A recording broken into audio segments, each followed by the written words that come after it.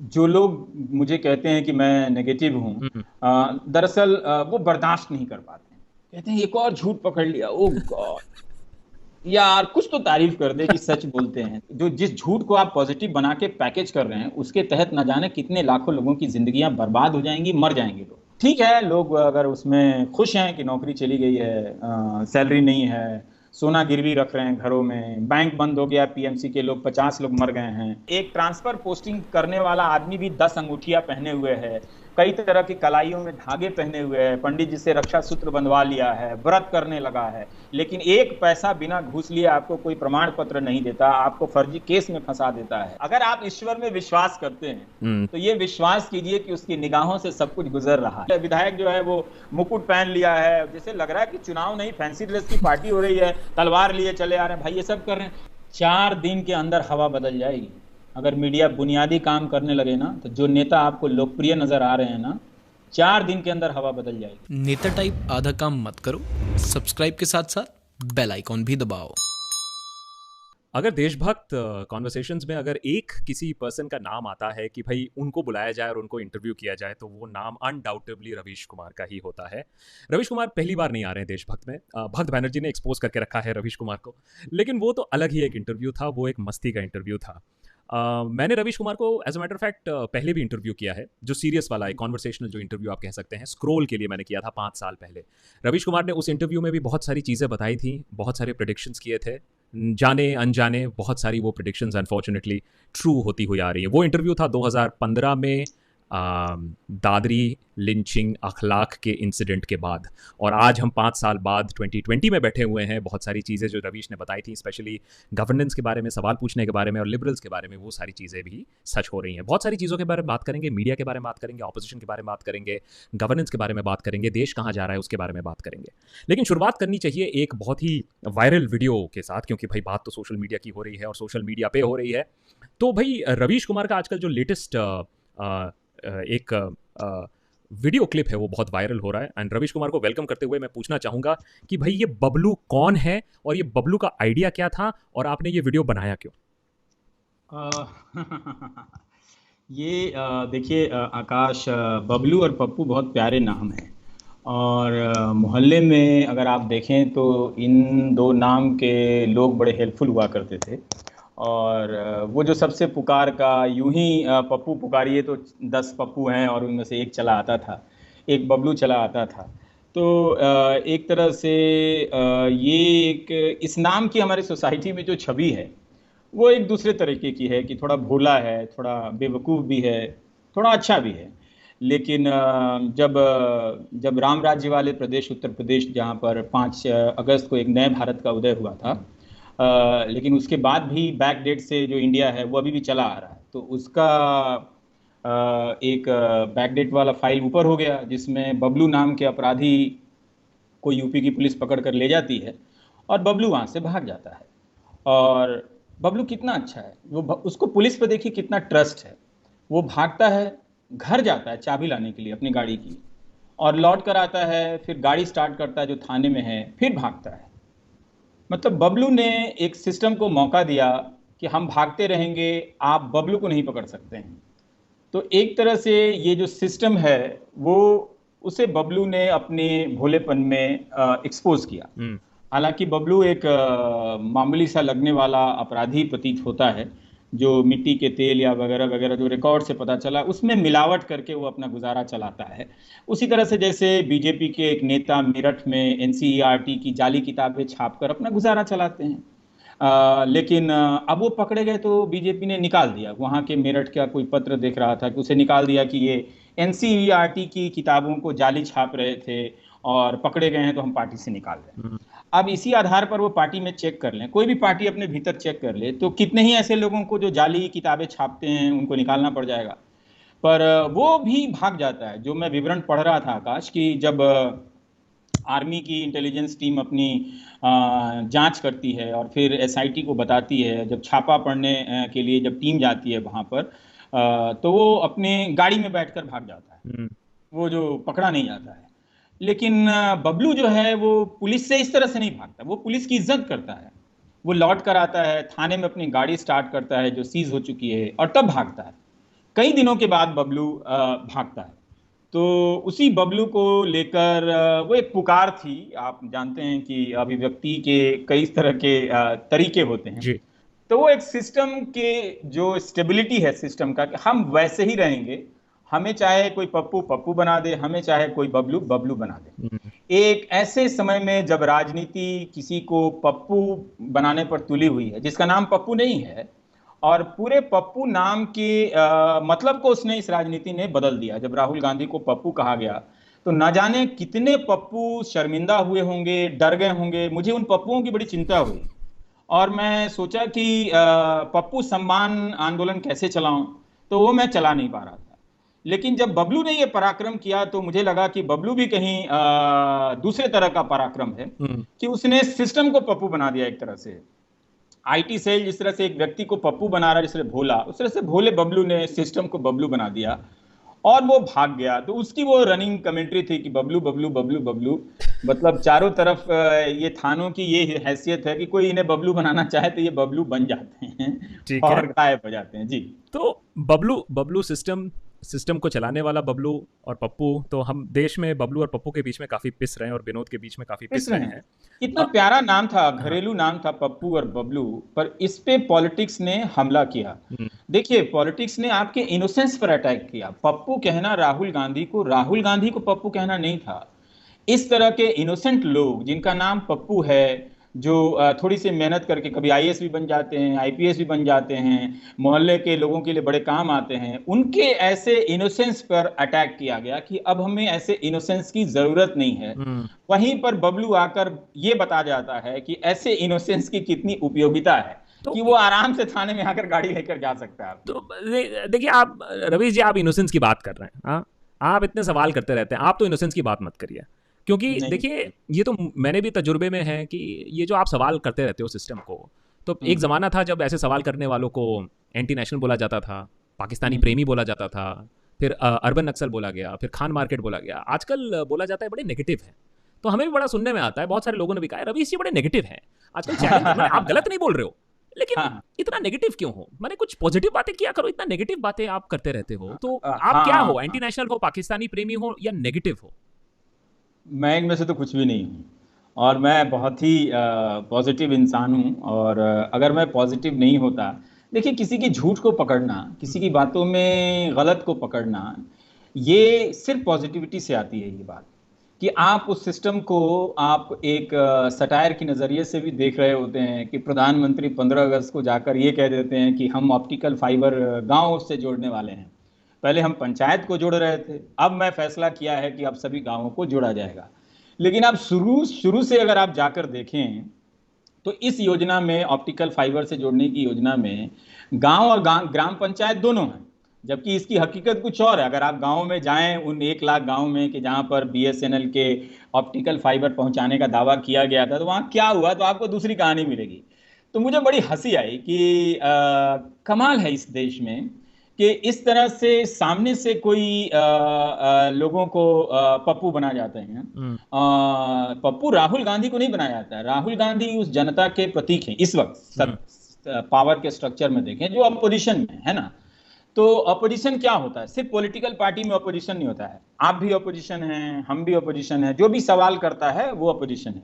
तो समाज में एक स्वाभाविक विपक्ष होता है जो पकड़ता है इस बात को लेकर कि अरे ये बात इन्होंने कैसे कर दी, क्या इन्होंने पहले कही थी? तो हमने 2014 का भाषण सुना प्रधानमंत्री का, उसमें भी वो कह रहे हैं कि गाँव में हम डिजिटल इंडिया से जोड़ेंगे और ये करेंगे। और हर डॉक्यूमेंट में लिखा है कि ग्राम पंचायत और गांव दोनों में ये ऑप्टिकल फाइबर बिछाई जाएगी और उसको इंटरनेट से जोड़ा जाएगा। तो ये नेगेटिव कैसे है? अगर आप स्वस्थ आलोचना करते हैं, चीजें पकड़ लेते हैं, तो ये पॉजिटिव है। नेगेटिव वो होता है कि जिसमें आप झूठ को दबाकर उसे सच साबित करते हैं। खेल वो है। तो हम और आप या मैं नेगेटिव नहीं हूं।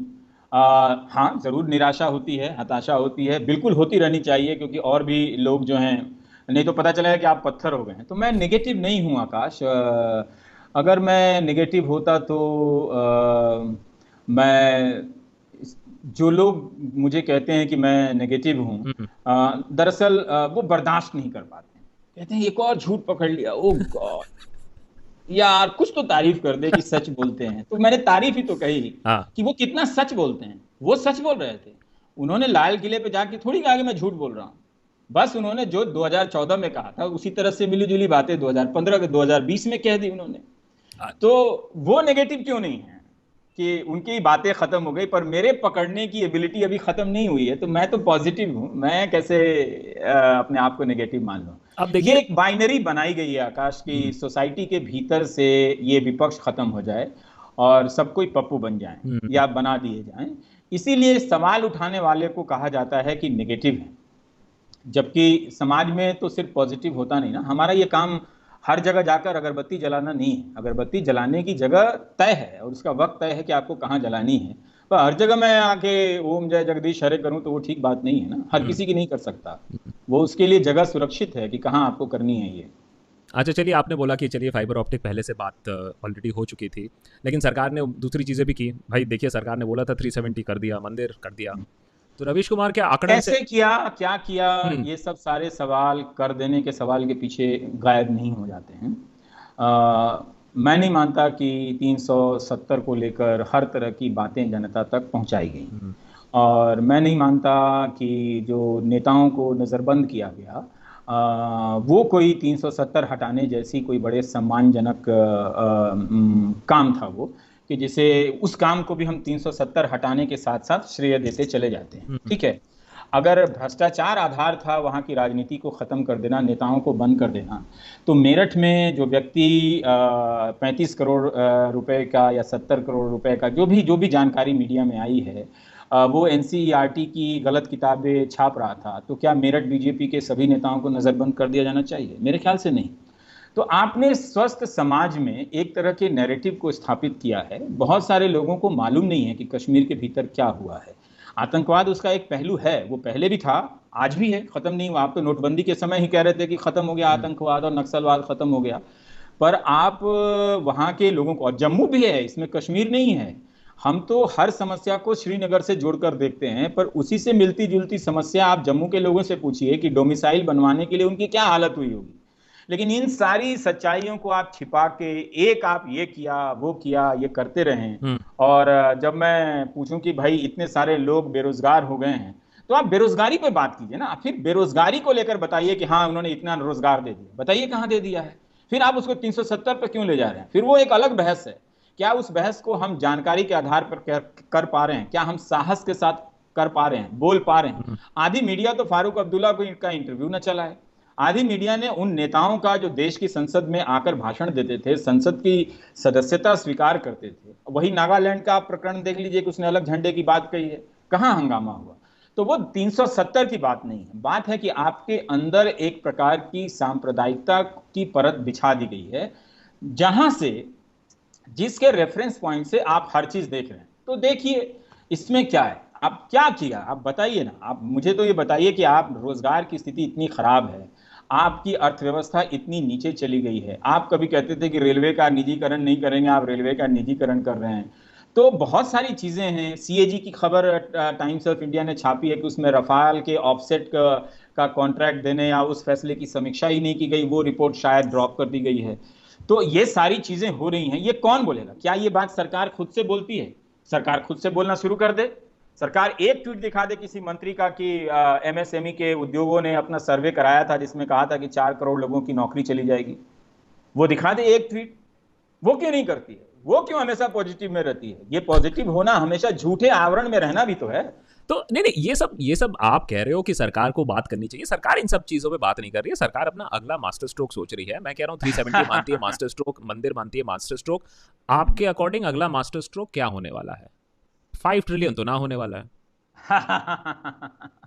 देखिए उन्हें पता है कि लोग ट्रिलियन का मतलब नहीं जानते हैं। तो एक नया नया जुमला आ जाता है कि हम्म, नेक्स्ट टारगेट जो है, पहले से ही इनके सारे टारगेट की डेडलाइन 2022 थी, अब वो 2025 लेकर जाएंगे। हम्म, तो लोग इस तरह के 5 ट्रिलियन, 6 ट्रिलियन, 3 ट्रिलियन करते रह जाएं, उससे कुछ होने जाने वाला नहीं है। 6 साल के स्केल पर रखकर देखें, मिडिल क्लास से ही पूछें कि सच बोलो कितनी सैलरी बढ़ी, कितना परसेंटेज बढ़ा, कितनी आर्थिक स्थिति में तरक्की आई। तो कुछ नहीं हुआ।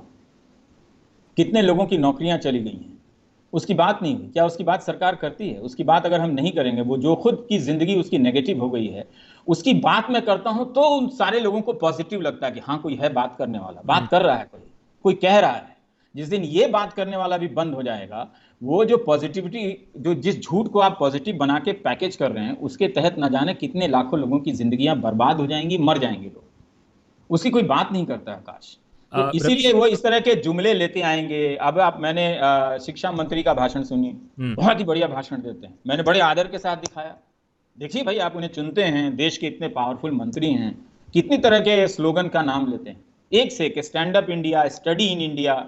जैसे लग रहा है कि वो 8 लाख बाहर चले जा रहे हैं करोड़ों छात्रों में से, तो वही सबसे बड़ा हमारा नुकसान है। जो ब्रेन यहां रह गया है वो तो पहले से स्टडी इन इंडिया और स्टे इन इंडिया है। उसकी क्या तरक्की है? कोई ऐसी यूनिवर्सिटी है बिहार जैसे राज्य में, कोई ऐसी यूनिवर्सिटी है जिसके बारे में आप कॉलर ऊपर करके बात कर सकते हैं? नहीं कर सकते हैं। हाँ, आप चुनाव जीत जाते हैं, मेरा उससे कोई लड़ाई नहीं है, पर मैं तो कहूंगा ना कि भाई आप पटना शहर, बिहार की जो राजधानी है, और पूरा जो बिहार है, आप तक्षशिला ले जाते हैं जो बिहार में भी नहीं है। आप नालंदा की बात करते हैं तो आप नालंदा भी नहीं क्रिएट कर पाए। कितने साल से आप नालंदा यूनिवर्सिटी बनाने की बात कर रहे हैं, संसद के कानून बन गई, संसद से इतना फंड दिया गया, तब भी वो यूनिवर्सिटी ऑपरेशनल नहीं हो पाई। उससे बहुत कम समय में अशोका, शिवनादर और जिंदल की यूनिवर्सिटी बनकर खड़ी हो जाती, लेकिन नालंदा खड़ी नहीं हो पाई। तो इस तरह से आप उस अतीत में शिफ्ट कर रहे हैं। दरअसल इनके सारे प्रोजेक्ट ऐसे हैं कि आप पास्ट में शिफ्ट कर दीजिए। तो बहुत अच्छा है आप कर रहे हैं, आपका राजनीतिक समर्थन है, उससे मेरा क्या झगड़ा हो सकता है, जनता देती है। लेकिन जिस तरह से सूचनाएं समाज में पहुंचाई जा रही हैं, मुझे नहीं लगता कि आकाश ये सोसाइटी में एक तरह का हेल्दी एटमॉस्फेयर बना रहा है। ठीक है, लोग अगर उसमें खुश हैं कि नौकरी चली गई है, सैलरी नहीं है, सोना गिरवी रख रहे हैं घरों में, बैंक बंद हो गया, पीएमसी के लोग 50 लोग मर गए हैं, अगर इन सब पे अगर कोई बात नहीं करनी है तो अच्छी बात है, आप खुश रहिए। आपने मिडिल क्लास की बात की, आपने शिक्षा मंत्री की बात की। बहुत सारे स्टूडेंट्स, अभी हमने एक्चुअली देशभक्त का प्लेटफॉर्म खोल के रखा है, स्टूडेंट से बोला है कि हम नहीं बोलेंगे, आप लोग बोलिए इस बार, और हम आपके वीडियोस अपने प्लेटफॉर्म पे लगा देंगे। तो बहुत सारे वीडियोस आ रहे हैं, बहुत सारे मैसेजेस आ रहे हैं, और बहुत सारे यंग स्टूडेंट्स ये कह रहे हैं कि हाँ, हमसे गलती हुई थी, हम हंसे थे जब जामिया हुआ था, हम हंसे थे जब जेएनयू में स्टूडेंट्स पिटे थे, आज हमें समझ में आ रहा है हमारी बारी है। रवीश को क्या लगता है कि अब कुछ लोग को की आंखें खुली हैं इकोनॉमिक डाउनटर्न के बाद? ये एग्जामिनेशन का जो मेस हुआ है, स्टूडेंट्स को जो फोर्स किया जा रहा है, कुछ आंखें खुली हैं या अभी भी सारी आंखें लार्जली बंद है?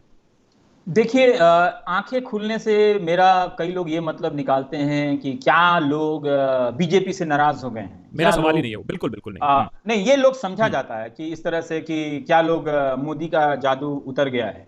मुझे इसकी चिंता नहीं है। मुझे चिंता ये है कि क्या लोग जनता बन रहे हैं, एक नागरिक की भूमिका में आ रहे हैं, जहां वो सही और गलत को देख रहे हैं। भले चुन किसी को रहे हो, कांग्रेस को चुन रहे हो या बीजेपी को चुन रहे हो, तो ये गुस्से का इंतजार मैं नहीं करता, क्योंकि आप उस तरह के गुस्से में लिए गए फैसले से और ज्यादा पहले की तुलना में नुकसान करते हैं।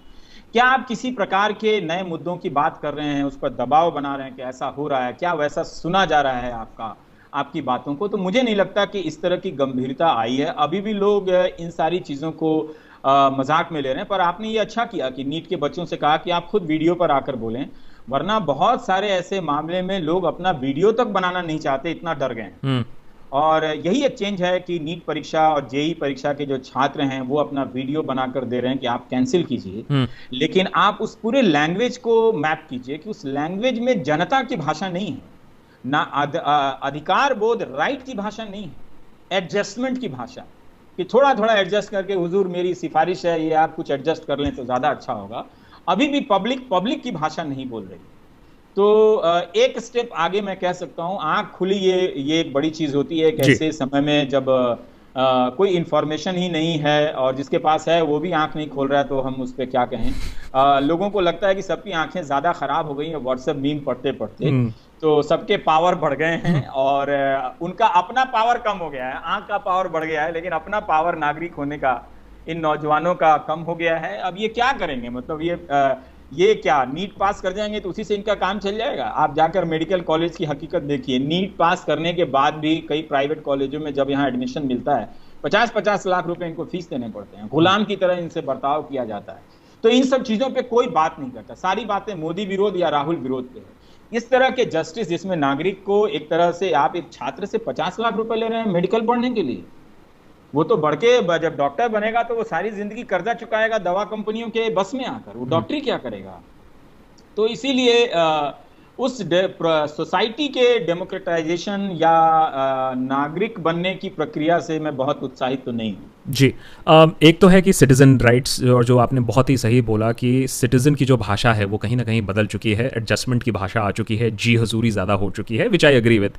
और दूसरी है कि एक तो है ऑपोजिशन की बात तो अभी करेंगे ही, लेकिन दूसरा जो upholder of the citizens right है डेमोक्रेटिक इंस्टीट्यूशंस, हम अमेरिका में भी देखते हैं, इंडिया और अमेरिका में काफ़ी प्रॉब्लम सेम है, सेम सॉर्ट ऑफ लीडरशिप है, धमकी, पॉपुलरिज्म, मेजॉरिटरिज्म, लेकिन अमेरिका में जो इंस्टीट्यूशंस हैं वो फाइट बैक कर रही हैं। मैं सिर्फ मीडिया की बात नहीं कर रही हूँ, डेमोक्रेटिक इंस्टीट्यूशंस, कोर्ट्स की बात कर लीजिए, यहाँ हम देख रहे हैं सीबी, ईडी, सीवीसी वगैरह वगैरह।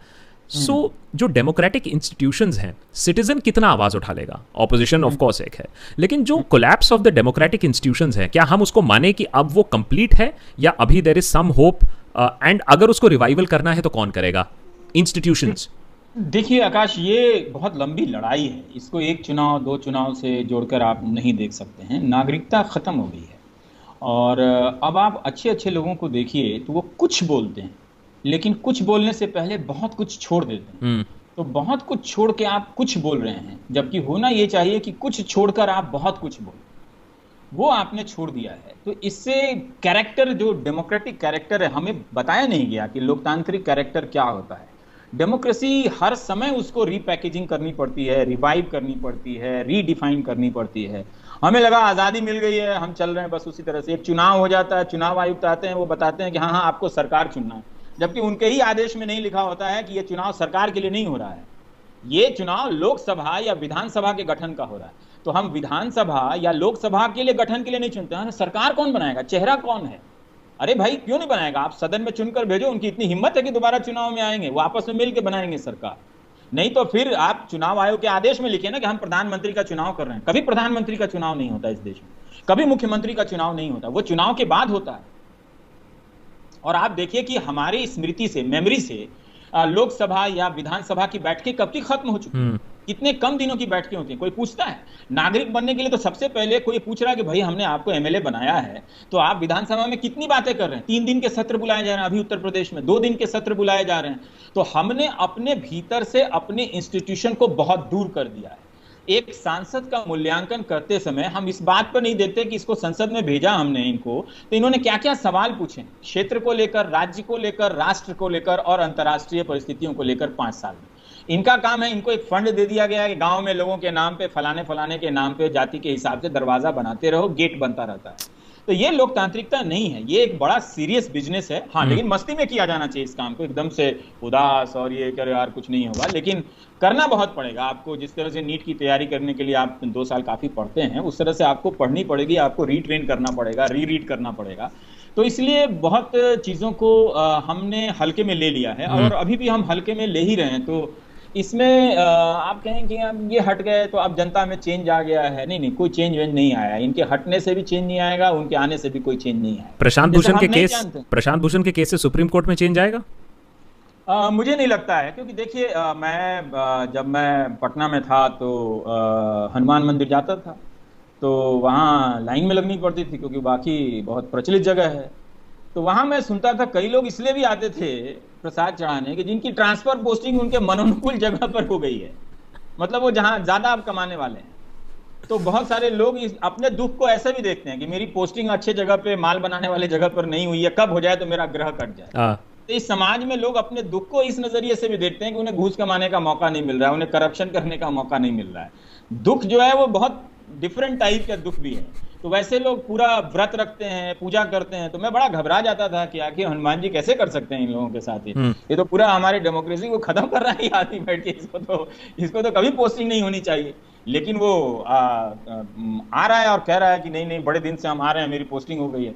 तो मुझे लगता था कि ये किसे छल रहा है, ये खुद को छल रहा है, अपने सिस्टम को छल रहा है। अब धीरे धीरे सोसाइटी क्रम्बल करती चली गई। तो इसलिए मुझे इसी तरह से लोग समझने वाले हैं, पाप करने के बाद भी उसी भगवान के पास जाते हैं। भगवान के शरण में आने वाला सिर्फ पुण्यात्मा नहीं है, वो अपने पाप से बचने के लिए भी जाता है उन्हीं भगवान के पास। तो इसलिए ये जो पाप पुण्य का डिस्कोर्स है हमारे खून में, जो लोगों को डाला गया है, उसको समझना पड़ेगा। समाज में लोग पाप से नहीं डरते हैं। उनको पता है कि कोई व्रत कर लेंगे, कोई पूजा कर लेंगे, कोई पंडित आ जाएगा, बताएगा आपका ग्रह है, कट जाएगा। तो इसलिए पाप का नैतिक डर नहीं, धार्मिक डर जिस समाज में पाप को लेकर ना हो, उस समाज में संवैधानिक नैतिक डर कैसे हो सकता है?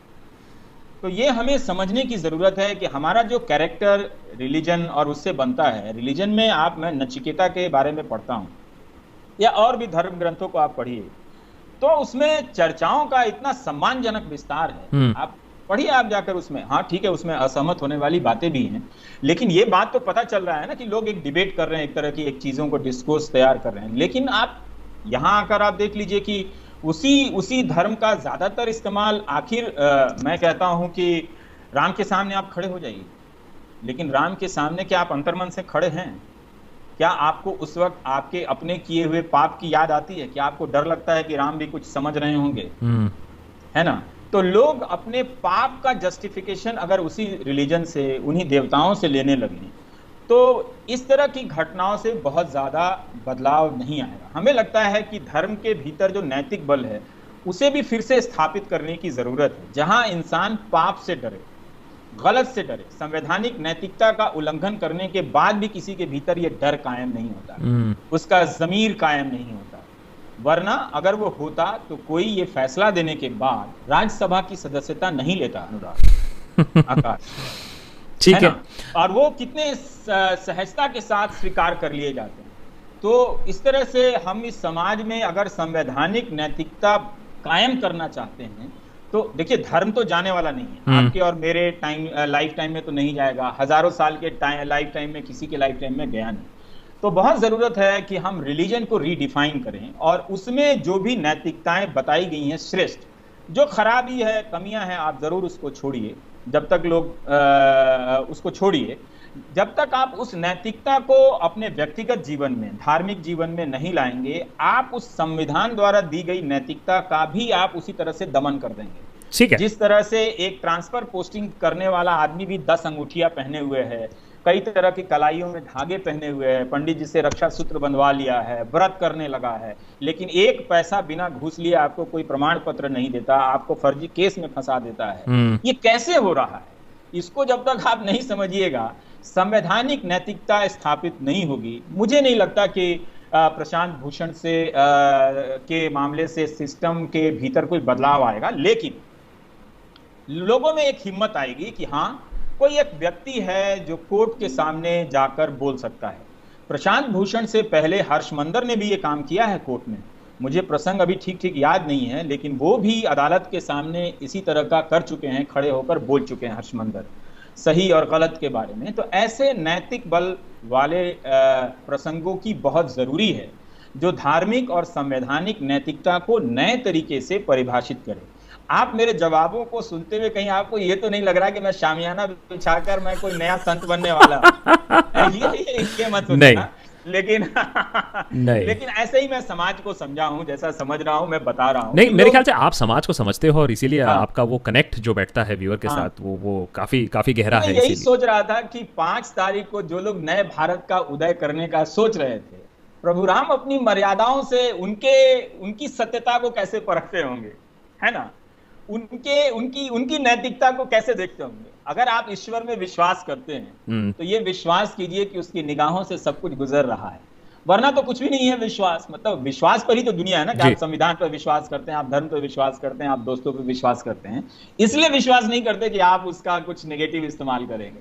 तो इसलिए हाँ, तो ये तो नैतिकता की एक बात हुई और नैतिकता की बात हो रही है तो हम, और आपने बिहार की भी बात उठाई जहां पॉलिटिक्स इज ओवर एवरीथिंग और वहां इलेक्शंस भी आने वाले हैं। मैं आपको प्रेडिक्शन करने के लिए नहीं बोल रहा हूं, लेकिन मुझे ये समझ में नहीं आ रहा है कि बिहार जैसे एडवांस्ड स्टेट में जहां पॉलिटिकल अंडरस्टैंडिंग इतनी हाई है, वहां इलेक्शंस हो रहे हैं एक तो, और इसी के जो फरमान भी जो जारी हुआ है वो पता नहीं किसको बेनिफिट करने वाले हैं, लेकिन किन मुद्दों पे इलेक्शंस होने वाले हैं? वहां बच्चे तड़प रहे हैं क्योंकि एग्जामिनेशन सेंटर, अगर जेई नीट की भी बात कर ले, मेरे ख्याल से सिर्फ 2 हैं। बाढ़ की स्थिति है, कोरोना की स्थिति है, विकास क्या हुआ है ये देखने की बात है। तो बिहार में इलेक्शन तो बहुत ही इंटरेस्टिंग होने वाला था, होना चाहिए था, लेकिन क्या ऐसा है? ये एक मिथ है आकाश कि बिहार में पॉलिटिकल कॉमन सेंस ज़्यादा है। मतलब इतना ही कॉमन सेंस है कि वो किसी को हरा दिए, वो किसी को जिता दिए और पॉलिटिकली सैवी लोग हैं। ये बिहार ही नहीं, देश के किसी भी बात में पर लागू होता है। पॉलिटिकली अगर सैवी होते या सेंसिटिव होते या प्रखर होते तो बिहार ने ये राजनीति थोड़ी है कि किसी को चुन लिया। अब जनता दल यूनाइटेड है, ठीक है, आप कहते हैं कि कांग्रेस परिवारवाद पे चलता है, जनता दल यूनाइटेड कैसे चलता है बता दीजिए मुझे। वो व्यक्तिवाद पे चलता है क्या? उसके भीतर किसी इशू को कोई लेकर डिबेट करते हुए किसी भी पार्टी में, या कांग्रेस हो या बीजेपी हो, नई शिक्षा नीति आई, आपने सुना कि कोई कन्वेंशन बुलाकर बातचीत हो रही है वहां पर? तो वो राजनीति वैसी राजनीति नहीं है, वो एक अलग अलग दलों के प्रति अलग अलग कारणों से निष्ठा की राजनीति का एक राज्य है, जैसे कि सारे राज्य होते हैं। हमें इस तरह के मिथ से निकल आना चाहिए कि लोग बड़े ये हो गए हैं। आप किन सूचनाओं पर अपना राजनीतिक निर्णय लेते हैं, इस तरह की जनता अगर आप ज्यादा प्रतिशत में नजर आती है तो फिर आप उसका विश्लेषण कर सकते हैं। सिर्फ लोगों ने नीतीश को चुन लिया या सिर्फ लोगों ने लालू को चुन लिया, सिर्फ यही एक राजनीतिक उनकी चतुराई की पराकाष्ठा है, तो इसे देखना चाहिए। एक और बात है, अगर मान लीजिए कि इतने स्वैब है ना, लोग बड़े सैवी हैं, सॉरी, तो सबके पास मोबाइल फोन है। सांप मारने की घटना का भी लोग फोन बना लेते हैं, हर चीज का वीडियो बना लेते हैं और वायरल कर लेते हैं। पर रात के वक्त जब चुनाव से पहले पैसे बढ़ते हैं, शराब बढ़ती है या और भी चीजें अलग अलग रूप में बढ़ती हैं, कोई वीडियो बनाकर वायरल करता है? कहीं से भी बताइए आप। कभी कभी तो नहीं, कहीं कभी कभी, बहुत रेयर। लेकिन जिस तरह से ये किसी भी राज्य की बात मैं कर रहा हूं, बिहार ही नहीं, सब उसमें एक तरह से उस सिस्टम के पार्ट हैं। तो राजनीति कहां हो रही है? क्या बिहार में एजुकेशन पे लेकर चर्चा हो रही है? क्या बिहार में प्राइवेट ओनरशिप को लेकर चर्चा हो रही है कि 2-4 उद्योगपतियों को ही सारा कुछ दे दिया गया है, उस पर कोई राजनीतिक निर्णय बन रहा है? क्या बिहार में हेल्थ को लेकर चर्चा हो रही है? तो ये सारी संवेदनशीलताएं या सूचनाएं जब नहीं है वहां पर, तो क्या मतलब? आप ठीक है, आप एक सरकार चुन रहे हैं, तो इसलिए बहुत, अगर आप नजरिया बदलता है हर चुनाव में कवर करते करते, एक समय जरूर इन्हीं प्रक्रियाओं से राजनीति ने बहुत हासिल की। जैसे बहुत सारे दलित लोग सत्ता में आए, बहुत सारे पिछड़े लोग सत्ता में आए, वो एक क्रम था जो इसी चुनावी प्रक्रिया में जनता ने तोड़ा। लेकिन वो एक बड़ा मकसद होते हुए भी संपूर्ण मकसद तो नहीं है राजनीति का। आप बिहार के गली गली के स्कूल कॉलेज सब अब चौपट होते चले गए। जो भी शुरुआत हुई थी लड़कियों को साइकिल देने की और ये योजना, वो सब कैश ऑन डिलीवरी वाली मामले में बदल गई है सारी चीजें। लेकिन क्लास में टीचर नहीं है, एजुकेशन का स्टैंडर्ड नहीं है, पहले 100 में बिहार की एक यूनिवर्सिटी नहीं है। तो अब पहले हमने नहीं देखा था, हमने कहा था कि हाँ साइकिल पहुंचा, तो उसमें देखा कि लड़कियों में बड़ा बदलाव आया कि वो कई तरह के काम करने लगी हैं। लेकिन वो बदलाव एक सीमित स्टेज का बदलाव है। तो राजनीतिक दल आपको इसी तरह के छोटे छोटे बदलाव ऑफर करते हैं, आगे जाकर उसी लड़की को उसी जिले में अच्छा कॉलेज मिल जाए, ये नहीं मिलता है। तो इसीलिए कोई बहुत बड़ा कोई पॉलिटिकल चर्निंग बिहार में हो रही हो, चाहे नतीजा तेजस्वी के पक्ष में आए या नीतीश के पक्ष में आए, उससे कोई बड़ा फर्क नहीं पड़ता। जैसे पटना है आकाश, पटना भारत का सबसे गंदा शहर है। ये जो स्वच्छ सर्वेक्षण होता है, हालांकि इसमें भी बहुत सारी कमियां हैं, लेकिन अब ठीक है, वो अगर वो करते हैं तो उसी के पैमाने से देखिए कि सबसे गंदा शहर है। अब वहां के लोग कई साल से बीजेपी के ही विधायकों को, कॉर्पोरेटरों को चुनते आए हैं। क्या वो इसके आधार पर चुनेंगे या नहीं चुनेंगे? मुझे लगता है नहीं चुनेंगे। ये उनका आधार नहीं है। तो फिर राजनीतिक रूप से क्या चतुर होगा? राजनीतिक जनता को अगर आप राजनीतिक रूप से चतुर होने का, स्मार्ट होने का श्रेय तब दीजिए जब उससे नेता असुरक्षित महसूस करने लगे कि वाकई में ये पटना सबसे गंदा शहर आया है, तो हम जनता के बीच नहीं जा सकते। लेकिन जनता उनको अपने बीच लेकर आएगी, आइए ना, हम आपको मुकुट पहनाएंगे, आपको एक तलवार भी गिफ्ट करेंगे, एक गदा भी देंगे। तो उसी तरह के एक धार्मिक प्रयोजन का हिस्सा बनाकर राजनीति को आपको उस तरह से जिताएंगे। यही चीज विपक्ष के खेमे में भी हो रहा है। उसका भी सांसद जो है और विधायक जो है वो मुकुट पहन लिया है, जैसे लग रहा है कि चुनाव नहीं, फैंसी ड्रेस की पार्टी हो रही है, तलवार लिए चले आ रहे हैं। भाई ये सब कर रहे हैं। सारे नेताओं के इंस्टा पे जाके देखिए तो कोई आपको सूरज को पानी दे रहा है, सूरज भगवान को, कोई जल चढ़ा रहा है, कोई पुष्प चढ़ा रहा है, अलग अलग की भंगिमाओं में वो नेता नजर नहीं आता। तो वो भाई वो काम छोड़ दीजिए, आप नाटक कर रहे हो कि क्या कर रहे हो? तो जनता भी चाहती है कि हमारा नेता कई तरह के रूप में दिखे, घड़ी पहन ले, 5 अंगूठी पहन ले, टीका लगा ले, इससे आप नेता हो गए।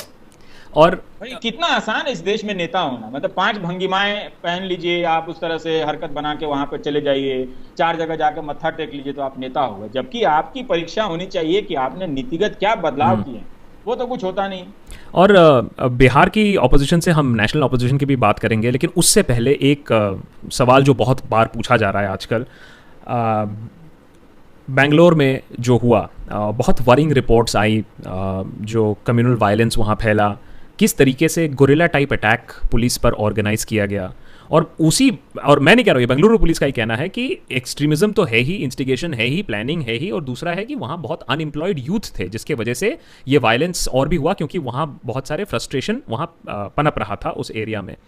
आपको क्या लगता है कि ये बेंगलोर जैसे घटनाएं और भी बढ़ेंगी आने वाले साल में, क्योंकि एक्सट्रीमिज्म भी बढ़ रहा है, प्रोवोकेशन भी बढ़ रहा है, अनएम्प्लॉयमेंट भी बढ़ रहा है, तो ये एक सिग्नल है क्या आने वाले साल के लिए? मुझे लगता है कि जो एक्सट्रीमिज्म आई है, एक तरह से उग्रता आई है, वो तो एक रोजगार के तहत भी आई, आईटी सेल में नौकरी मिल जाएगी तो आप एक्सट्रीमिस्ट हो जाते हैं, आपके भाषा से लेके। लेकिन बेरोजगारी तो हर जगह फैली है, हर जगह लोग संकट में हैं, तो उन्होंने हिंसा का रास्ता तो नहीं अपनाया। तो बेंगलोर में जो कुछ भी हुआ होगा उसका ये कारण थोड़ा ठीक नहीं लगता है कि आप चूंकि बेरोजगारी में है इसलिए आप पुलिस पर अटैक कर रहे हैं। तो बेरोजगार में है तो इसलिए पहले आप प्रदर्शन तो करते नजर नहीं आए, अपने रोजगार की मांग को लेकर अपने विधायक के घर के बाहर प्रदर्शन करते तो नजर नहीं आए, अपने सरकार के बाहर प्रदर्शन करते हुए तो नजर नहीं आए। क्या वो लोग ऐसे प्रदर्शनों में भी गए थे जहां पर कम मजदूरी को लेकर लोग लड़ रहे हैं? मुझे तो नहीं लगता कि गए होंगे। तो बेंगलोर पुलिस को सबसे बड़ी जिम्मेदारी अपने ऊपर लेनी चाहिए कि वो क्यों फेल हुई, है ना, वो क्यों फेल हुई कि वहां पर एक तरह से राइट की स्थिति आई। और क्या जो लोग घर, वो नवीन की मां ने ही कहा कि उसी इलाके के नौजवान हमें बचाने आए, तो क्या उन सबकी को नौकरी पक्की थी? क्या उनकी इंक्रीमेंट बढ़ गया था? या जो लोग हनुमान जी का मंदिर बचाने आए थे क्या उनकी सैलरी ज्यादा बढ़ गई थी? ऐसा तो नहीं है। ये राइट के कोई कारण जो है अब मीडिया रिपोर्टिंग होती नहीं है, रिसोर्स है नहीं है सारी चीजों के, तो आप बहुत तरह के सत्य को आप जानते नहीं, तो इन्फॉर्मेशन की जगह परसेप्शन कई तरह का है, तो जो जितना बड़ा परसेप्शन कर ले मैदान उसका है। तो मुझे नहीं लगता कि ये बेरोजगारी से जुड़ा हुआ मामला है। लोग हताश जरूर हैं, पर लोग हिंसा का रास्ता नहीं लेंगे, मुझे पूरा भरोसा है, लेना भी नहीं चाहिए, क्योंकि उससे आप कुछ हासिल नहीं करेंगे। आप स्टेट को मौका देंगे कि और वो रिप्रेशन करे, आप इसकी बजाय आप थोड़े से टफ काम में आइए।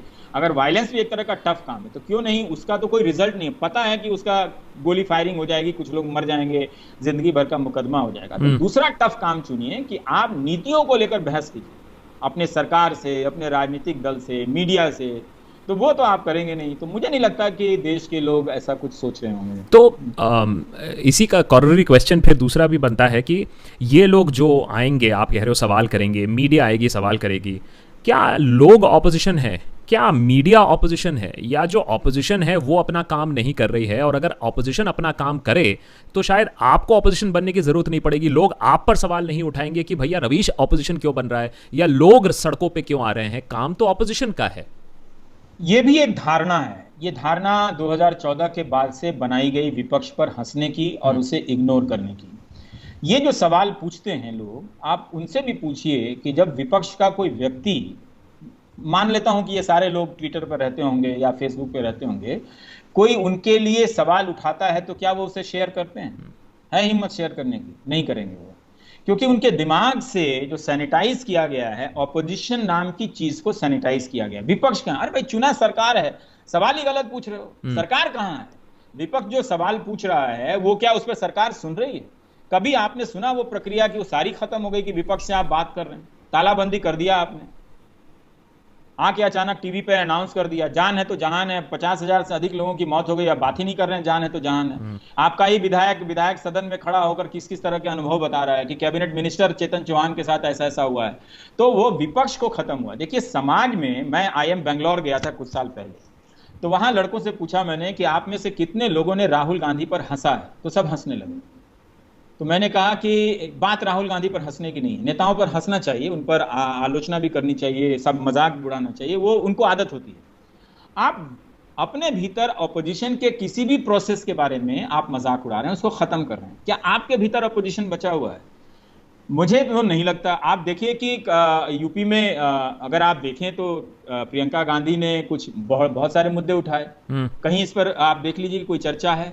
कम से कम कोशिश होती है कि एक छोटी सी जगह दे दो, मत दो आप जगह। लेकिन 2014 के पहले जो बहस होती थी वो सारे बीजेपी के टेक ऑफ पॉइंट से होती थी सारी बहस। इसलिए नहीं कि वो बीजेपी उठा रही है, क्योंकि सबके दिमाग में ये मान्यता थी कि ये ऑपोजिशन पार्टी है, तो इसलिए इसके उठाए गए सवालों से सरकार को घेरा जाता था। अब सरकार की कही गई बातों से विपक्ष को हंसा जाता है, इसलिए सरकार के लोग बड़े सीना तानते हुए आते हैं और विपक्ष पर क्या क्या तोहमतें लगाकर हंसते रहते हैं। अगर यही था तो बता देते कि 2 लाख करोड़ में से जो 2G का घोटाला हुआ था, विनोद राय ने जो कथित रूप से बताया था, वो कहां गया पैसा? करेक्ट। उसके तो सारे आरोपी इसलिए छूटे गए कि सीबीआई जांच में कोई सबूत नहीं दे पाई, उस पर तो आप बात नहीं कर रहे हैं। तो ऑपोजिशन सोसाइटी के भीतर से खत्म हुआ। किस तरह से खत्म हुआ इसको आप समझिए, ये सीरियस बात है और आपका सवाल बहुत जरूरी और अच्छा है। आपने विपक्ष के जो एक फॉर्मल रिप्रेजेंटेटिव थे, कई तरह के राजनीतिक दल, उनमें भी बहुत तरह की कमियां हैं। तो कमियां तो क्या सत्ताधारी दल में नहीं है ना? ऐसा तो नहीं है कि उनके चंदे का हिसाब आपको मालूम है और उनके धंधे का हिसाब मालूम है, वो तो नहीं मालूम है ना इलेक्टोरल बॉन्ड से, है ना? तो अगर वो कह रहे हैं कि हम वो उससे आप नहीं करते हैं। दूसरा ये कि एक स्टेट की जनता बनाई गई आकाश, ये स्टेट की जनता ये होती है जो आईटी सेल और इन सब की चीजें और गोदी मीडिया के जरिए तैयार किया जाता है, जिसमें एक एंकर चीखता हुआ बात करता है, पुलिस कमिश्नर को धमकाता है कि तू रिजाइन कर, और चीफ मिनिस्टर को बोलता है और वो लोग कुछ नहीं कर पाते, चुप हो जाते हैं। तो एक तरह का ये एक स्टेट बना। अगर आप और हम बोलेंगे तो 100 लोग आकर थ्रेट करने लगेंगे, आपको आइसोलेशन में करेंगे। सिर्फ आईटी सेल के लोग ऐसा नहीं करते हैं, अब वैसे लोग भी जो आईटी सेल से नहीं जुड़े हुए हैं उन बातों के प्रभाव में आपको आइसोलेट करते हैं समाज में। तो वो खुद ही समाज में ऑपोजिशन को मार रहा है, मारने से पहले अपने भीतर को मार चुका है। ठीक है, इसीलिए विपक्ष को अगर आपको कहीं खड़ा करना है तो आप उसे कांग्रेस और बीजेपी या जनता दल या कोई और दल, समाजवादी पार्टी के भीतर विपक्ष खड़ा करने की बात ना करें, जनता के भीतर विपक्ष खड़ा करने की बात करें कि क्या जनता अपने भीतर विपक्ष खड़ा करने की ताकत रखती है। वो अभी बहुत डर गई है। मैं आपकी बात से पार्शली सहमत हूं, लेकिन आप ही ने जैसे बोला कि बीजेपी जब ऑपोजिशन पे थी तो उनके टेक ऑफ पॉइंट से ही सारी चीजें होती थी। इसका मतलब है कि वो नैरेटिव बिल्डिंग कर पाते थे। अब मैं अपनी बात नहीं कर रहा हूं, मैं कांग्रेस की बात कर रहा हूं। अब आया है नैरेटिव का वो बिल्ड नहीं कर पाते थे। ऑपोजिशन का एक जेन्युइन रेस्पेक्ट था सोसाइटी में, जो खत्म कर दिया गया है। आज पवन खेड़ा के ट्विटर हेडलाइन पर जाकर देखिए कि वो कितने तरीके से एक्सपोज करते हैं, पर क्या उसको कहीं स्पेस है? कहीं उससे लेकर बहस है? कहीं बहस नहीं है। चीन को लेकर जो सारी दावेदारियां हुई वो सारी बहस गायब हो गई।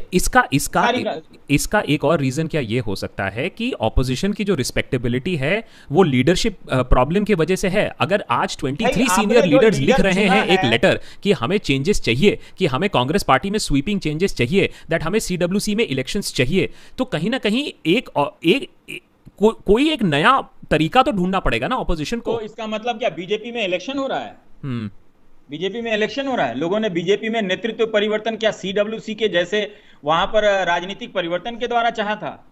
वो नहीं चाहा था ना, वो कू था। अगर कांग्रेस ने या किसी दूसरे विपक्ष ने रोजगार की कितनी बातें की, क्या किसी ने डिबेट किया? अभी वो रमित ने बनाया है क्रूर दर्शन, उसमें वो बता रहा है रमित की 385 डिबेट हुए हैं, उसमें से 1 कोरोना पर हुआ है। क्या रोजगार इस देश में नहीं चला गया है? तो अगर तब था कि मीडिया, अब देखिए मीडिया पार्टी नहीं थी, मीडिया में बुराइयां तब भी थी, लेकिन अब मीडिया उसका एक्सटेंशन है, वो स्टेट है। Correct. वो 4th पिलर नहीं है, वो 1st पिलर है। तो वो उसको जगह नहीं देगा। तो आप बताइए, जब क्रिटिकल थिंकिंग करने वाले लोगों की बातें जब गायब हो जाएंगी, क्रिटिकल थिंकिंग तो वही होता है ना कि भाई अगर आपके भीतर अगर तरह तरह से सवालों के साथ आप नहीं देखते हैं तो आप कह रहे हैं कि वहां बदल दो। आपने जिन लीडर को चुना है उनका क्या परफॉर्मेंस है? 6 साल हो गए, अभी तक वो नौकरी पर बात नहीं करते हैं प्रधानमंत्री। एक तरफ ये वाली आप उनसे बात कीजिए, पूछिए तो उनसे कौन सवाल कर रहा है? उनके इंटरव्यू में क्या लीडरशिप को लेकर सवाल पूछा जा रहा है? अभी उन्होंने नई परीक्षा की व्यवस्था की बनाई, ठीक है, मैंने सिर्फ इतना कहा कि आपने एक सिस्टम बनाया। 6 साल से लड़के अलग अलग राज्यों में, अब तो खैर कांग्रेस की भी कई जगह सरकार है, वहां भी वही हाल है।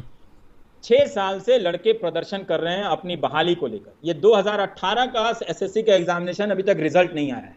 पीयूष गोयल के रेल मंत्रालय की परीक्षा है लोको पायलट की, अभी तक सबकी बहाली नहीं हुई है। आप ये पूरा नहीं करते हैं और तुरंत आप एक नया सिस्टम बना देते हैं कि जिससे लगे कि हाँ कुछ बड़ा काम हुआ है, तो आप कोई सवाल करने नहीं जाता है।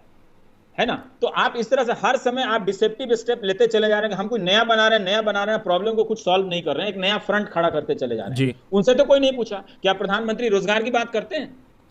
प्रधानमंत्री हाँ? रोजगार की उन्होंने बात। कहा था कि जब 40-45 साल में सबसे ज्यादा बेरोजगारी की बात आई थी तो वो कमेटी भंग कर दी गई रिपोर्ट, और कहा गया कि एक नई व्यवस्था बनेगी। वो व्यवस्था बन गई आज तक?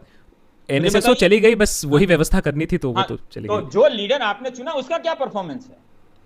क्या उनको लेकर उनकी पार्टी में कोई बहुत लोकतांत्रिक तरीका है कि जहां जाकर सब कुछ अलग अलग आवाजों में बोल रहे हैं कि ये हो रहा है, सबको एक आवाज में बोल रहा है? तो लोकतंत्र कहां है जहां सबको एक आवाज में बोलता रहे और वो लोकतंत्र का प्रतीक हो जाता है? बिल्कुल कांग्रेस में भी चुनाव होना चाहिए। मैं तो कहता हूं हर राजनीतिक दल में, ये राजनीतिक कार्यकर्ताओं को सोचना चाहिए कि वो जिस किसी भी दल में हैं, क्या वहां पर कोई लोकतांत्रिक गतिविधि है या सिर्फ चुनाव का कार्यक्रम दिया जाता है और वो उसी को पूरा करने में लग जाते हैं। जो राजनीतिक दल से जुड़े हुए लोग हैं, वही तो मैंने शुरू में कहा, उनके भीतर भी लोकतांत्रिकता या डेमोक्रेटिक होने की समझ नहीं है। वो अपने इस पार्टी के स्ट्रक्चर, जिला के लेवल पे भी कई मीटिंगें नहीं होती हैं, किसी भी पार्टी में ले लीजिए, जिला के लेवल पर तक पे चुनाव नहीं होता है। तो राहुल गांधी ने कुछ यूथ कांग्रेस में या एनएसयूआई में चुनाव कराने का प्रयास किया, एक इलेक्शन ऑब्जर्वर रखा था, वो छोटा सा प्रयोग था, उन्होंने भी गायब कर दिया। लेकिन इस तरह के प्रयोग सब जगह क्यों नहीं होते हैं? कांग्रेस में भी क्यों नहीं होते हैं? तो राजनीतिक दल में नेतृत्व बदलाव की जो बात है उसको जरा तरीके से देखना चाहिए कि हम राजनीतिक दल में नेतृत्व बदलाव की बात तो कर रहे हैं, लेकिन अंत में खेल किसका चल रहा है? उन्हीं बड़े उद्योगपतियों का। वही अगर नेतृत्व आकर पीछे से उन्हीं सारे लोगों को ठेके देने हैं, चाहे राज किसी का भी हो, तो नेतृत्व बदलो या नहीं बदलो उससे क्या फर्क? देखिए एक चीज समझ लीजिए, इकोनॉमिक स्पेस में एक किस्म की बहुत आजादी नहीं है। अब आपको कम से कम सैलरी में ज्यादातर लोग कम से कम सैलरी में काम करते हैं, कुछ लोग ज्यादा सैलरी में काम करते हैं। थोड़ी सी आजादी उनको पॉलिटिकल स्फीयर में है, लेकिन इकोनॉमिक और पॉलिटिकल स्फीयर में अब कोई अंतर नहीं है आकाश। इस बात को आप समझ लीजिए। आप कोई राजनीतिक दल में नेता चुनते हुए अपनी कोई बहुत स्वतंत्रता का इस्तेमाल करते हो, ये भ्रम है। क्योंकि अंत में सारी नीतियां उन्हीं की होती है। जब आप सड़क पर आ जाते हैं, जब आप लाखों की संख्या में नौजवानों को कॉन्ट्रैक्ट पर रखा जाता है, 11,500 की सैलरी की जगह 6,000 दिया जाता है और एम्बुलेंस का प्रचार किया जाता है कि हम एम्बुलेंस लेकर आ रहे हैं, ये आप समझते नहीं। तो राजनीतिक दल के भीतर भी वही हाल है। तो आप कह रहे हैं कांग्रेस के भीतर नेतृत्व बदल जाएगा, लेकिन जो वो बात कह रही है वो तो आप उसको शेयर करके दिखा दो, उस पर तो चर्चा करके दिखा दो। तो ये बात बिल्कुल सही है कि और कहीं भी इलेक्शंस नहीं होते हैं, लेकिन ये जो इतने सारे जो आप सवाल उठा रहे हो, इसका एक ही जवाब आता है। मैं भी जब सवाल उठाता हूं तो जवाब एक ही आता है कि आएगा तो मोदी ही। तो ये 2019 में भी था, अब सुनने में आया 2024 में। मैं कहता हूं आएगा, मैं कहता हूं आएगा। रिजल्ट क्या है? आने दीजिए, रहने दीजिए। हाँ। रिजल्ट क्या है? मैं कह रहा हूं कि आज सारे बैंक प्राइवेटाइज होने जा रहे हैं। नोटबंदी जैसी चीज हो गई, ये बैंक के लोगों को लगता था कि कोई देश की सेवा कर रहे हैं। जो उन्होंने सेवा करने के लिए ओवर टाइम किया, वो पैसा मिला कि नहीं मिला? बहुत सारे कैशियर जो बैंक में थे, वो इतने सारे नोट को गिन नहीं पाए, तो कम गिना तो उन्होंने अपना लोन लेकर वो फाइन चुकाई है। ठीक है, उनको क्या मिल गया? उनको सैलरी बढ़ाने के लिए, लड़ने के लिए 5 साल लड़ना पड़ा, वो भी थोड़ा सा बढ़ा है। और अब दिन रात लिखते हैं Ravish ji you are the only one. आज ही किसी ने लिखा, मैंने कहा भाई जो मोदी जी चाहेंगे वो करेंगे, इसमें हमारे मीडिया में चर्चा करने से क्या होगा? आपके बैंक के भीतर चर्चा हो रही है, तो उन्होंने बताया कि नहीं हो रही है, क्योंकि बाकी सारे लोग भक्त की तरफ मस्त हैं। और वो बल्कि ये कहते हैं कि मोदी जी पाकिस्तान का बैंक भी एसबीआई में मिला देंगे। एक एजीएम ने कहा है, किसी ने लिख के भेजा मुझे व्हाट्सएप पे। तो आपके भीतर एक जेन्युइन डिबेट प्राइवेटाइजेशन को लेकर ही नहीं है। और वो सिर्फ बैंक को लेकर ही क्यों? प्राइवेटाइजेशन को लेकर क्या आप सोचते हैं कि रेलवे प्राइवेटाइज हो रहा है? कोई नहीं सोचता है। तो आपकी अपनी नौकरी जाती है तब आप सोचने आते हैं। लेकिन अच्छी बात है जरूर कि इतने लोगों की नौकरी जाने के बाद भी लोग उनके साथ हैं, तो ठीक है, वो आए जाए, मुझे उससे कोई मतलब नहीं है। वो क्या रहा, मुझे इससे मतलब। 2017 में पटना गए, नीतीश कुमार ने कहा कि पटना यूनिवर्सिटी को सेंट्रल यूनिवर्सिटी बना दीजिए। कहते पुराना आइडिया हो गया, हम इंस्टीट्यूट ऑफ एक्सेलेंस बनाएंगे। और क्या बनाया फिर आपने? 10 प्राइवेट इंस्टीट्यूट को सरकार का पैसा देना शुरू कर दिया आपने। वो भी पूरी तरह से नहीं दिया है। कोई मालूम नहीं है कि वो इंस्टीट्यूट ऑफ एक्सेलेंस या एमिनेंस जो बना रहे हैं उसकी क्या प्रगति है, कितना 10,000 करोड़ या पता नहीं कितना कहा था आपने, वो अभी नहीं। और वो नीति क्या, वो तो पीछे से चली आ रही थी। तो ये कांग्रेस बीजेपी की आर्थिक नीतियां जो हैं, उसे लेकर हमें ज्यादा चिंता करनी चाहिए, क्योंकि नेता कोई भी हो रहा है, ये परफॉर्मेंस उन्हीं आर्थिक नीतियों की जो कुछ कंपनियों के लिए होती हैं उसके लिए ये कर रहे हैं जी। इसीलिए आप देखेंगे कि उनका अब तो देख लीजिए, और बड़े बड़े कितने यूपीए के समय में टाई वाई पहन के यूनिवर्सिटी टाइकून कहे जाते थे, सॉरी टाइकून, इंडस्ट्री टाइकून कहे जाते थे, स्टॉलवर्ट, और कवर मैगजीन के कवर पे उनका फोटो छपता था। अब क्यों नहीं छपवा ले रहे हैं? उनके मुंह से तो आवाज ही नहीं निकल रही है। क्या अर्थव्यवस्था इतनी अच्छी है कि वो बोल नहीं पा रहे हैं और के बारे में? तो वो उद्योगपतियों ने एक चीज डील कर लिया कि हमें अब आवाज नहीं चाहिए, कुछ पैसा मिल जाए तो शायद वो उसी पर ध्यान दो, लेकिन वो पैसा भी अब नहीं मिल रहा है, तो आवाज से भी गए और धंधे से भी गए आप। और कांग्रेस बीजेपी तो कोई बात है ही है। आपको रीजनल पार्टीज के बारे में क्या लगता है? क्योंकि एक आशा जगी थी कि 2019 में कम से कम थोड़ी सी रीजनल पार्टीज फिर से फोर में आएगी, और हमने देखा भी है कि इंडियन डेमोक्रेसी में अगर रीजनल पार्टीज आती है, कोalition एक्चुअली हमारी कॉन्स्टिट्यूशन के लिए अच्छा है, क्योंकि फिर चाहे इंदिरा गांधी का एग्जांपल हो या अभी का है, single person in power is not very good हमारे डेमोक्रेसी के लिए। हमने एक एम्पेरिकल एविडेंस अब बन चुका है। तो रीजनल पार्टीज भी कहाँ हैं, और आपको लगता है अगले 2-3 सालों में हम उनको देखेंगे, या वो फेज भी खत्म होता दिख रहा है आपको? वो खत्म हो गया। देखिए अब राजनीति बदल गई है। अब हम ऐसा देख पाएंगे कि कोई भारत की राजनीति में, ये एक बड़ी खूबी थी आकाश, कि नए नए राजनीतिक दल उभर आते थे। कोई व्यक्ति उभर आया किसी से नाराज होकर, और वो पूरी लड़ाई लड़ता है, 10 साल बाद जनता उसको भी मुख्यमंत्री बनाती है। तो ये बहुत उसका खूबसूरत राजनीतिक पक्ष रहा है, लेकिन वो सारी उपलब्धियां वहीं तक जाकर हो गई, और कुछ अच्छी योजनाएं भी आई उसकी वजह से, लेकिन उसके उन दलों के भीतर भी राजनीति खत्म होती चली गई। जिसके खिलाफ बनकर आए वहां तो खत्म हो ही रही थी, नए दलों में भी वो प्रक्रिया खत्म हुई। अब देखिए कि जिस तरह से मीडिया का कंट्रोल हो चुका है, अब राजनीतिक दल के पास एक ही जरिया है कि वो अपना मीडिया बना लें, तो वो कौन देखेगा? कोई देखेगा तो नहीं, है ना?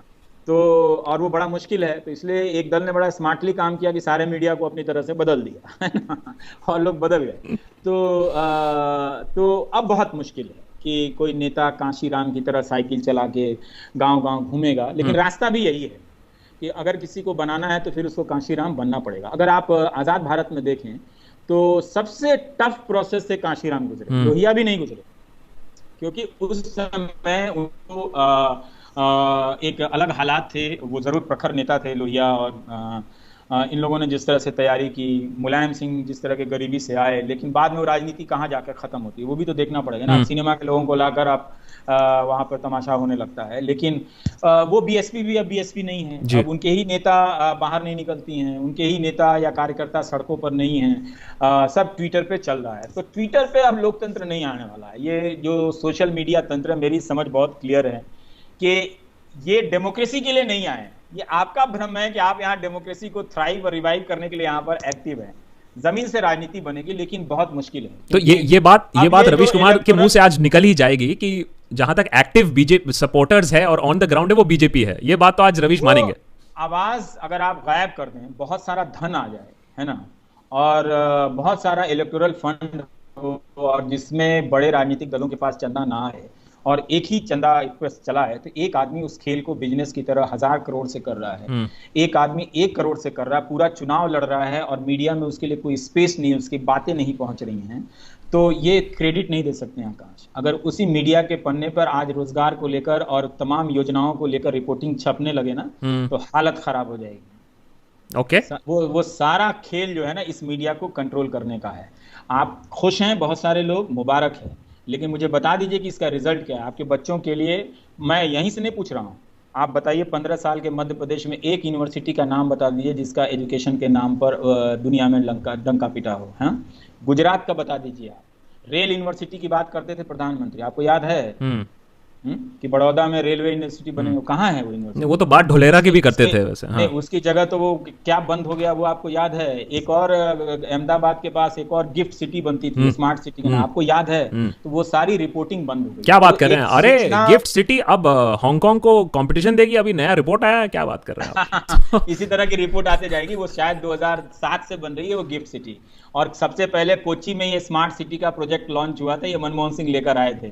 और आप दुनिया में जाकर ये स्मार्ट सिटी का धंधा देखेंगे ना, तो कई जगह बनके ये वीरान भी हो चुके हैं जी। तो एक तरह से ये अमीरों के लिए सुरक्षित एक तरह से बनाना है, क्योंकि आने वाली दुनिया में ज्यादातर लोगों को कम काम करना है। अभी कल ही मेरे घर में एक मैकेनिक आए थे, उनसे पूछा मैंने कंपनी के कि क्या सैलरी मिल रही है, तो बोला नहीं, कंपनी ने हमें कॉन्ट्रैक्ट पर डाल दिया है, सैलरी आधी कर दी है।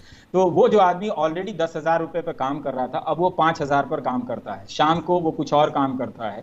तो ज्यादातर लोगों के लिए ऐसी नौकरियां हैं। इन सबको एक शहरी झुग्गी में रखना है, बाकी जो कम पैसे वाले ज्यादा कमाने वाले लोग होंगे उनको एक स्मार्ट सिटी में रखना है। वो भी नहीं हुआ। लेकिन मैं मेरठ गया था तो पूरा कंपटीशन चल रहा था, स्मार्ट सिटी प्रतियोगिता है, कैसा होना चाहिए वैसा बन गया मेरठ स्मार्ट सिटी। कितने दिनों से उसका चलता था, मेरठ भी बनेगा स्मार्ट सिटी, हिंदी अखबारों में कवरेज चलता था, लोग ऐसे ऐसे डिजाइन बनाते थे, स्कूलों में प्रतियोगिता होने लगी थी, कुछ सेमिनार वेमिनार होने लगा था। अब पता चला उस स्मार्ट सिटी में बीजेपी का एक नेता जो है वो जाली एनसीईआरटी की किताबें छाप रहा है। तो आप मीडिया से एक तरह से क्रिटिकलिटी खत्म कर दें, मीडिया इतना कंट्रोल में हो जो एंटी ऑपोजिशन जर्नलिज्म करता हो, बहुत मुश्किल है। चलिए, मीडिया मुश्किल है कि कोई राजनीतिक दल अब यहां से अपने लिए कोई रेखा खींच पाएगी, और जो लोग सरकार में भी आ रही है उसके भी आर्थिक नीतियों में तो कोई फर्क ही नजर नहीं आ रहा है, कोई या फिर उसके परफॉर्मेंस में कोई फर्क ही नजर नहीं आ रहा है। पंजाब की भी बात कर लीजिए, या फिर छत्तीसगढ़ की बात कर लीजिए, या फिर राजस्थान की भी बात कर लीजिए। चलिए, आपने पहले गलतियां की हैं, हाँ, आपसे हुई हैं, तो क्या आप नई परिस्थिति में आप कुछ ज्यादा अच्छा करने के लिए कोई भूख है आपके भीतर कि आप कुछ ऐसा चमका कर रख देंगे कि कोई एक आदर्श देने जा रहे हैं, जैसे आपने अपने क्योंकि राजनीतिक दल खत्म थोड़ी होते हैं, बीजेपी आज खराब करेगी, हारती है, फिर आती है, जनता यही तो करती है। तो उसमें वो एक अर्ज भी नहीं दिखता है। वहां भी उसी तरह के कॉन्ट्रैक्ट सिस्टम की पंजाब में नौकरियां चल रही हैं, लोग बताते हैं कि सैलरी नहीं मिल रही है, और आधी आधी, तो उसको धोखा देने के लिए आप एक फ्लाईओवर बना देते हो, आप एक बिल्डिंग का प्रोजेक्ट बना देते हो, जो बड़ा सा कोई प्रोजेक्ट होता है। ये इंफ्रास्ट्रक्चर प्रोजेक्ट के नाम पे सड़कें तो बनी नहीं, बुनियादी चीजें तो बनी नहीं, और इसकी जगह पे आपने बाकी और लोगों की जिंदगी कम कर दी। चलिए, तो इसलिए आप मुश्किल लड़ाई है।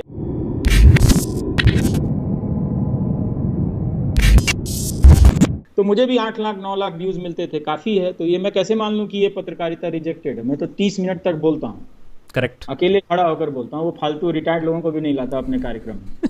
लिबरल भी अब डर गए हैं बहुत सारे, अब वो सोचते हैं कि यूएपीए लगा देंगे, एनआईए लगा देंगे, कोर्ट में क्या होगा, नहीं बोलेंगे। तो मैं नहीं चाहता कि जो भक्त है उसे इतना इंसल्ट होना पड़े। तो मैं एक तरह से भक्त के स्वाभिमान के लिए भी काम करता हूँ। ऐसा कोई आपको दूसरा आदमी इस देश में नहीं मिलेगा, हर कोई भक्त का मजाक उड़ाता हुआ मिलेगा, मतलब जो बीजेपी का भक्त है, जो मोदी जी का भक्त है। पर मैं मोदी जी के भक्त की सेवा भी करता हूं। जनता के हिसाब से, बदलाव के हिसाब से देख रहे हैं, तो जनता को बीजेपी या कांग्रेस से पहले अब खुद से लड़ना है। जनता की लड़ाई जनता से, उसकी जनता होने से लड़ाई है। तो मीडिया को, देश के लोगों को समझना पड़ेगा कि ये सिर्फ लोकतंत्र का हत्यारा नहीं है, ये जनता का कातिल है जी। अगर इस मीडिया को अगर वो देखना नहीं छोड़े तो वो एक दिन उसी का प्रतिरूप बनते जाएंगे, और वो हत्यारे में बदल देंगे। जब उन्हें हिंसा के अलावा, उग्रता के अलावा कोई दूसरा तरीका नहीं मिलेगा कि कैसे इन बातों पर विचार किया जाए।